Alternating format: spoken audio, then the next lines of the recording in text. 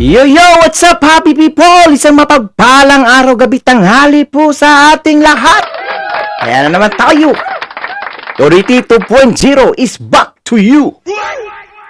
So, for today's video mga kois, mga kayas, bago pa nga pala ang lahat, ay mig love shoutout po sa ating lahat. Hayaan nyo po, last day of the month, isa-isahin ko po kayong papasalamatan o shoutout po sa inyong mga pangalan. Pero medyo nahiwagaan po ako sa isang interview ni Ate Hani Lacuna kay Ma'am Karen Davila sa tungkol po ng mga kutungan dyan sa mga NTPB. Mukhang, sabi kasi ng iba mga kois magayas, mukhang sangkot daw. Sinangkot daw si Yormisco Moreno, ha? Pero panoorin po natin itong full video mga kois magayas at antayin nyo yung kasunod nito mga kois magayas dahil doon po makikita nyo na hindi po gawain ni Yormisco Moreno ng mangsabotahe sa gobyerno. Interesting video to mga kois magayas, kaya wag pong bibitaw. So panoorin po muna natin tong intro mga kois magayas. So without a further ado, excuse me po. So without a further ado, let's begin.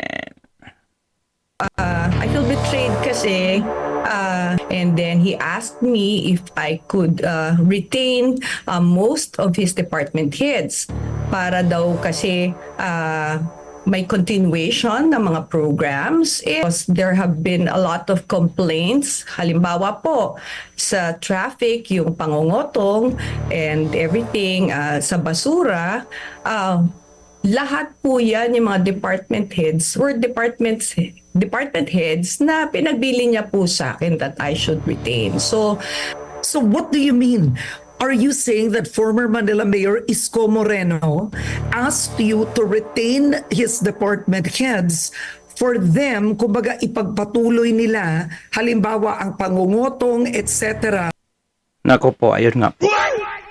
So, yun po, pagkakaintindi po ni Ma'am Karen Davila mga kois, mga gayas, no? Basta po. May pangontra po tayo dyan sa mga iniisip po nilang sabwat po si Yormisco Moreno dahil never po mag-tolerate si Yormisco Moreno, especially po sa mga MTPB na mga tulunggis mga kois, mga gayas. So, pakinggan po muna natin to mga kois, mga gayas. he asked me if I could retain most of his department heads para daw kasi may continuation ng mga programs. And of course, bilang ate, and naniniwala naman ako sa kanya because I've worked with him for the longest time, he had good intentions and he was concerned sa Manila. Pero unfortunately, during the past months, hindi nangyari yata yun. In fact, I was already calling the attention of some of these department heads regarding yung work ethics nila because there have been a lot of complaints. Halimbawa po, sa traffic, yung pangungotong and everything, sa basura, lahat po yan, yung mga department heads or department heads na pinagbili niya po sa akin that I should retain. So, doon po talaga na feeling ko na betray po ako. Akala ko it is out of concern, yun pala hindi. Akala ko So, ito lang. So, bakit niya nilabas tong issue na ito? So, meron siyang ibig sabihin nito. O, di ba? Gets you ba? Ha? Parehas po ba tayo ng iniisip? So, ibig sabihin, parang dinawit naman si Yormisco Moreno nito. Tama mo ba ako o tamang-tama talaga ako? totoo yung mga binibitawan niyang salita, yun pala hindi. So what do you mean? Are you saying that former Manila Mayor Isko Moreno asked you to retain his department heads for them, kumbaga ipagpatuloy nila, halimbawa ang pangungotong, etc.? And are you saying that they give him a cut or they give him the, binibigay sa kanya ang kita? Hindi po, ma'am. Ang sinasabi ko po is, Hindi pala eh. O bakit na damay naman sa issue dyan? Ha? So ano ba talagang gustong ipalabas ni Mayora? Ha? Gets nyo ba yung naisip ko?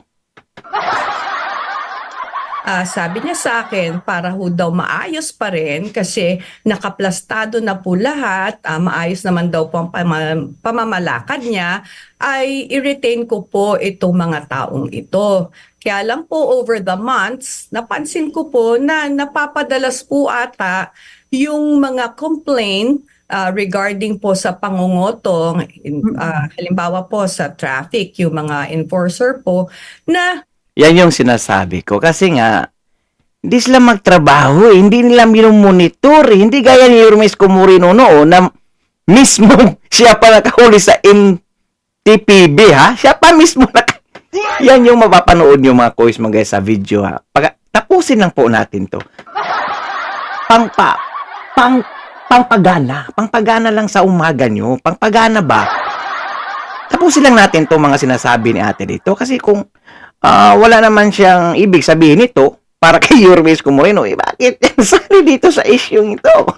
Di ba? Gets nyo naman, di ba? Pangpagana po muna tayo. Hayaan nyo, bigyan nyo naman ako ng pangpagana para sa inyo. Okay? ako yung nasisisi. And there were a lot of instances na tinawag ko po yung attention ng head nila and he kept on explaining na tinatanggal daw nila, one strike policy. At saka napansin ko po, every time na meron po kaming department head meeting po every first Mondays of every month, ang pumapasok po sa city na funds coming from their department ay hindi po sapat. The last time I called their attention was it was already mid-year. Okay? Ang napapasok pa lang po nila sa coffers ng city ay nasa 27%. So nagtataka po. So, ibig sabihin, hindi nila minumonitor. O bakit sa panahon ni Yormes Comorino, monitor na monitor iyan? So, may kakulangan sa kanilang pamamahala. So, hindi nila makontrol yung mga sarili lang mga tauhan. O ba't pa sinabi mga tauhan ni Yormes Comorino yon? Tinanggap mo yon, di tauhan mo na rin yon, di ba? Tauhan niyon dati kasi kasama ka sa administrasyon ni Yormes Comorino. Kilala mong mga taong iyon. Kaya binili ni Yormes Comorino sa iyo. Tapos ngayon, maghugas kamay ka na naman dahil may mga pangungutong dyan. O ano bang ginagawa ni Yormes Comorino noon sa mga NTPB na nangungutong? Mamaya, yan yung mapapanood nyo. Yan yung mapapanood po nyo pagkatapos ito. Sa dami-dami po ng mga parking areas po sa City of Manila, bakit ganito lang po pumapasok? Saan po pumupunta yung pera na dapat po nakokolekta for the city? So saan po? Anong natuklasan po ninyo? Unang-una, mga tao to ni Isko. Number two, what did you do? Did you fire them? Actually, siguro napansin na po nila na nagiging makulit na po ako sa pagtatanong ko. The head of MTPB resigned without explaining. Opo. Oo.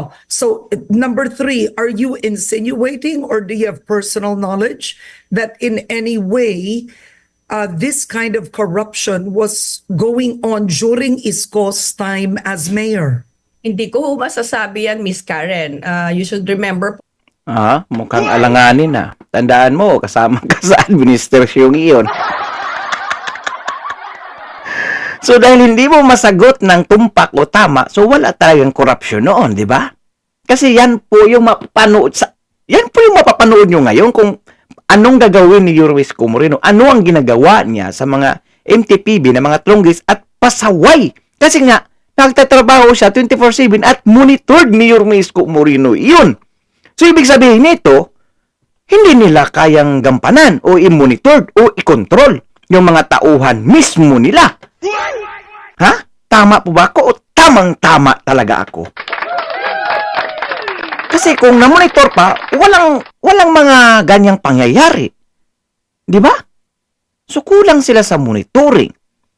Ano ba naman kasi, lalabas lang naman po kayo dyan pag eleksyon na Yan tayo Kaya wala tayong nagagawang mga proyekto Kaya riskies tayo, panglima tayo Oh. During the time of Mayor Isko, pandemic po yan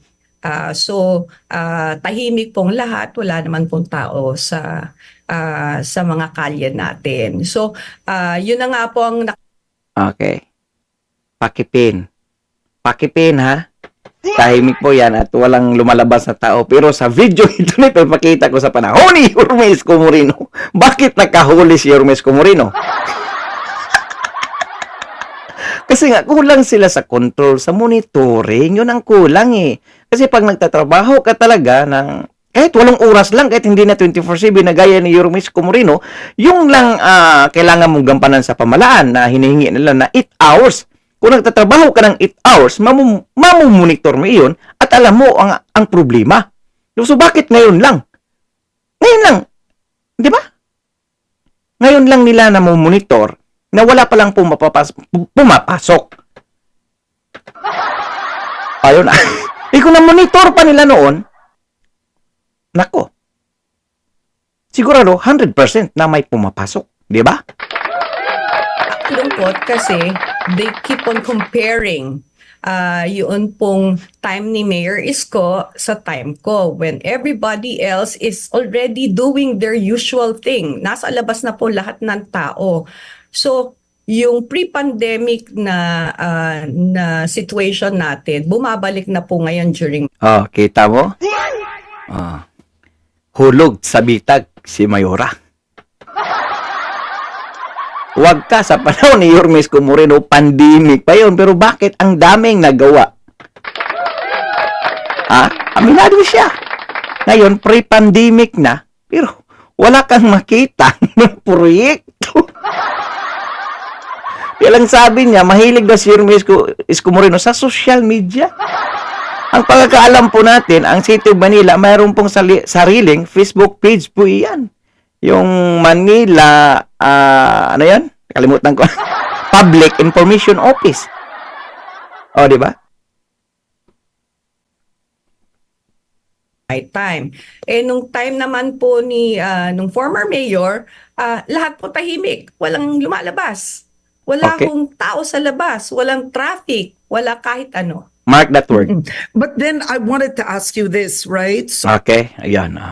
Klaro ba? Mark that word na walang taong lumalabas, pumapasok sa Manila. Okay? Bakit sa panahon ni Yorme Isko Moreno, yung may iba pang mga MTPB dyan? Wait lang, bago yung napaka-interesting na video, hayaan nyo muna ako. Ano pa naman kayo? Bihira lang tayo magsasalita Tapos yung iba pa dyan, wag daw akong mag-interrupt. Natural, yan po, ito po yung vlog natin. Kaya kung bago ka, masanay ka talaga kasi nga, reaction video po ito. O, di ba? O, bakit sa panahon ni Yorme Isko Moreno, yung MTPB, nakaladkad pa nga. O, di ba?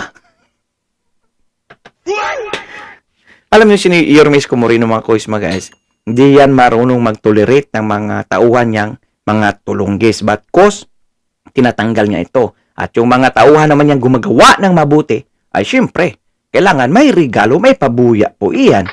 Oh.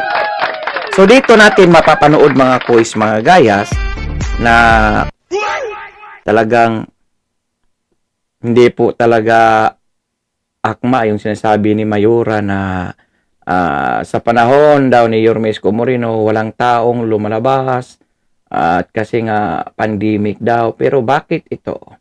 Bakit si Yorme Isko Moreno mismong nakahuli sa isang MTPB na tulunggis dyan sa Maynila? Oh. So dito mo talaga makikita kung nagtatrabaho po ba ang isang leader ng isang bayan na like that na mga issue, mga kuis, mga gayas na mga katulunggisan ng kanilang mga tauhan. So ibig sabihin hindi nila control. Hindi nila kayang gampanan. Kasi nga, 8 hours lang ngayong hinihingi ng gobyerno sa inyo, hindi pa kayo nagtatrabaho, kaya wala tuloy kayong mga nagawa. Paano yan ngayon? Kailangan ng mga Manilinyo, yung iboto nila, yung may resibo, yung may nagawa. So ito na, kasi masyado na po akong madaldal. Kaya yung mga baguhan dyan na nagkukomento na interrupt daw ako, nako, masasanay din kayo. Ayan. So ito na po yung inaantay natin. Oh. Ito, pandemic time to.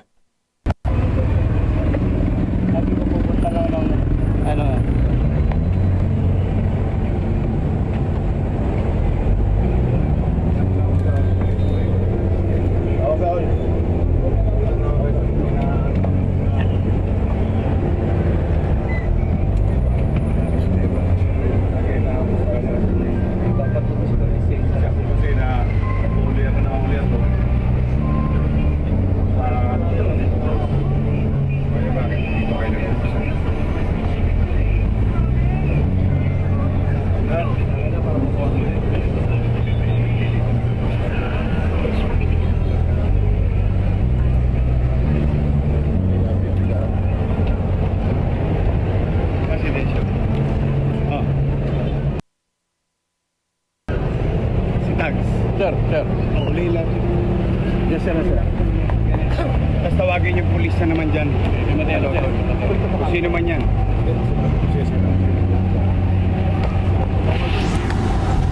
Bawal na parking na. Bawal ito. Nakikipag-usap. Humingi raw ng tulong yung driver. Anong arigluhan dito? Wala po. Sabi ko, doon na lang po siya pumunta ng sila.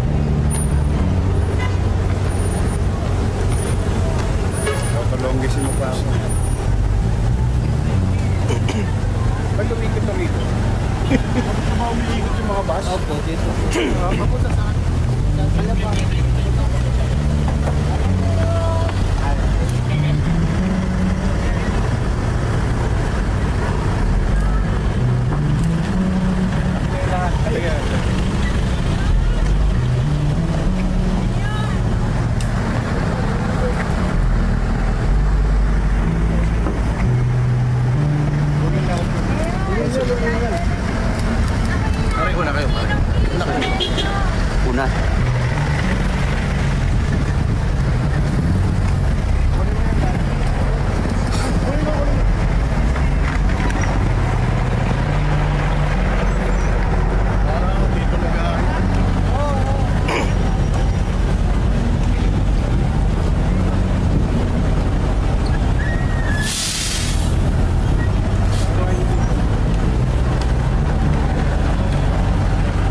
Anong ginagawa niyo?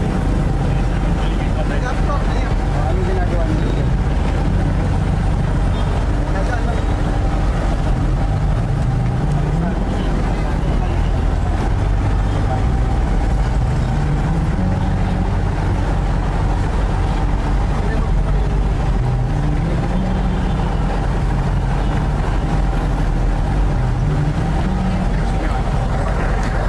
Gusto naman ba ito ay sa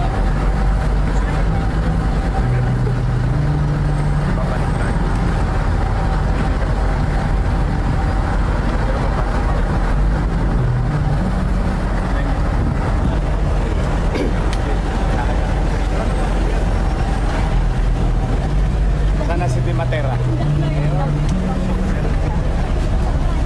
Sorry. Pa si Mayor, pinapangipinit po si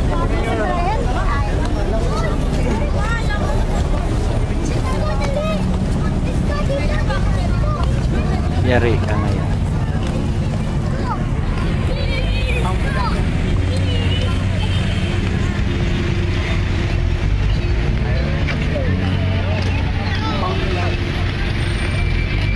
Sana yung pulis.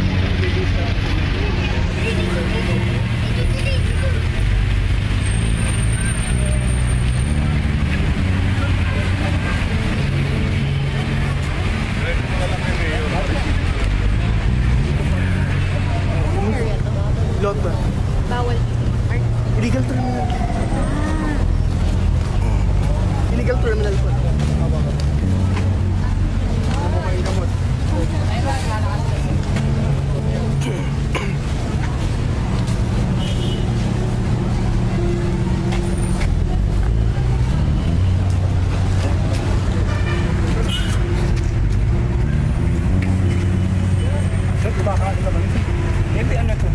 Kasi pinatanggal ko po, kaya kanina sir, sabi ko sa mga tao, tanggalin to. Kumakain na kami din, malupog ko lang pagkain ko. Pero makailangan ito.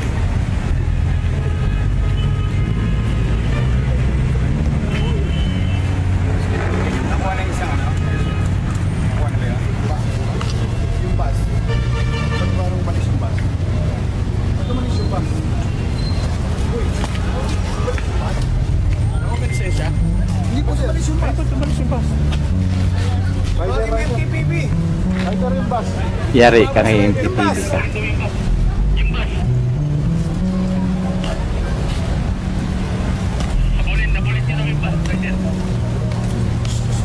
Yung bus mo. Yung kanina, dalawang bus yun eh.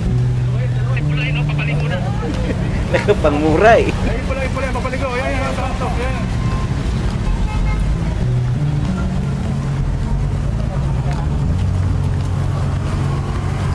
May mga effects po na.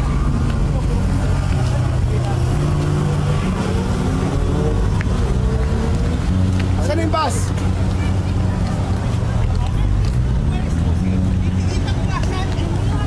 Ano? Ano titikita mo? Kanina ka pa nga nasa loob eh. Palis. Gagawa ko sa loob eh.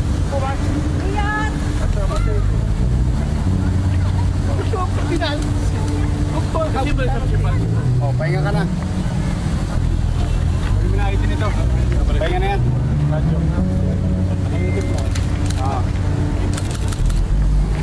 Di ba? Yan yung sinasabi ko na hindi marunong mag-tolerate si Hermes Comoreno sa mga tauhan niyang mga tulunggis.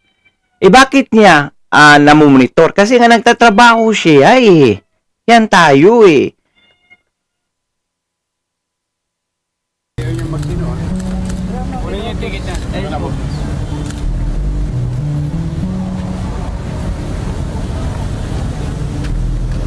Asan na yung bus? Nahabol niyo? Naharang boss, naharang na po. Ayun po, nakatambay na po.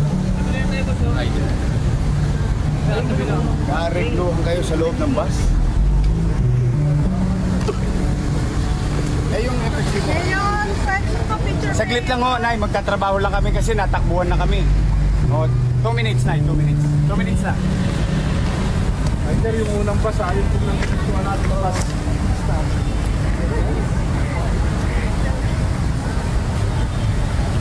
Impound yung bus, ha?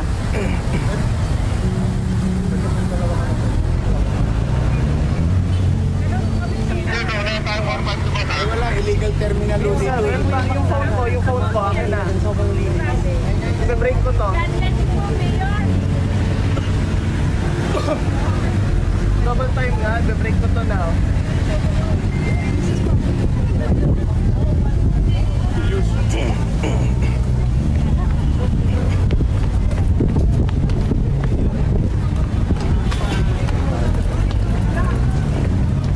Thank you. Tag.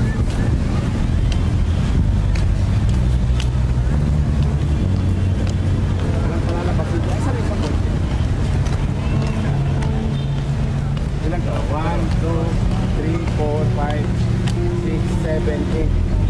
Walo yan ha? Kunin mo lahat ng plate number. Impound lahat yan. Picture mo yung plate number.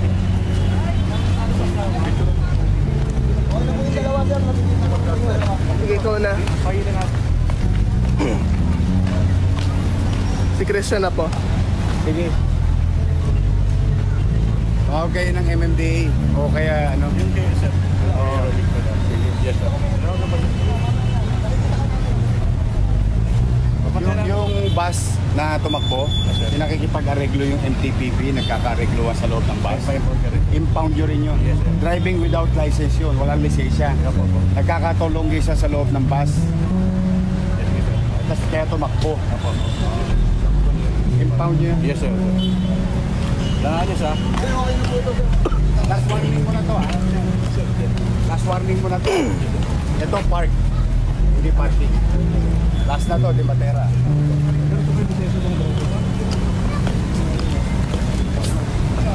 Sir Cesar, pakak po ng radyo. Driver.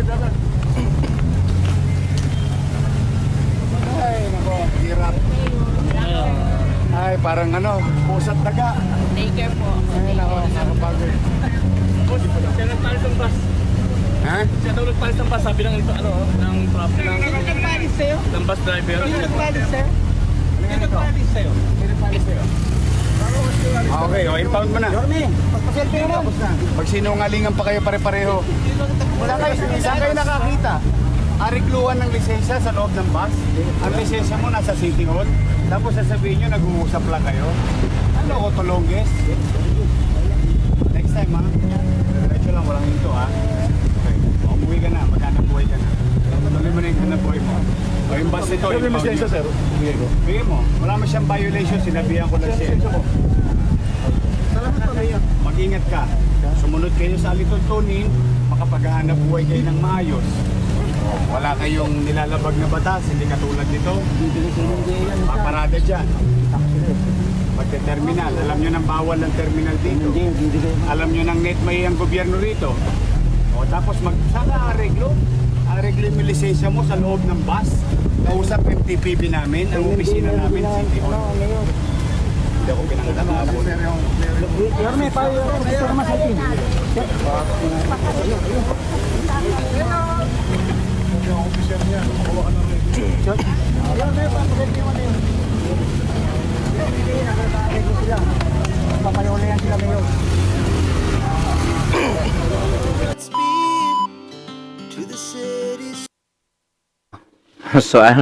So ayun. Lesson learn yan ngayon sa mga kasalukuyang administration. Ayan. So, conclusion, I therefore conclude because the former mayor is doing their job na mandato ng gobyerno na kailangan mong magtrabaho. O sinong gumagawa ng mga katulunggisan ng mga MTPB kung namomonitor at nagtatrabaho yung mayor? Ha? Sino? O di ba wala? Mismo siya. Saksi siya. Kaya nga, yung mga katiwalian ng mga tauhan niya noon ay nahihilot. Kasi nga, nagtatrabaho, namomonitor niya palagi. Kaya, sa ngayon, dahil sa mga may issue naman na pangungutong, dahil mga tauhan ni Yorme Isko Moreno, which is tauhan nyo rin noon kasi kasama kayo, para bang sounds like na may alam si Yorme Isko Moreno sa mga katiwalian. So dito natin makita, malalaman na hindi po kinukusinti ni Yorme Isko Moreno yung mga masamang katulunggisang mga ginagawa ng mga trabahante ng gobyerno sa Manila na hindi tama, hindi po talaga tama na gawa lang sila ng mga kalukuhan habang yung leader o ama ng bayan ay nagtatrabaho ng tama. Dahil nga hindi sila nagtatrabaho ngayon ng tama, ayun. Ganun lang po kasimple yun. Kaya huwag nyo na pong idamay sa kahit na anong katulunggisan o paninira nyo o nagpapabango kayo sa taong bayan kasi mismong taong bayan na mismo ang may alam kung paano magtrabaho ang ating buting Yorme Isko Moreno. Okay? Paki-comment ang iyong opinion, reaction sa comment section down below. At please naman po, please huwag po niyong kalimutan mag-like, shares, and subscribes at click the notification bell para updated po kayo sa lahat ng mga videos na upload natin. So for now, I'm God Manila. God first. God bless all. Peace. Bye-bye.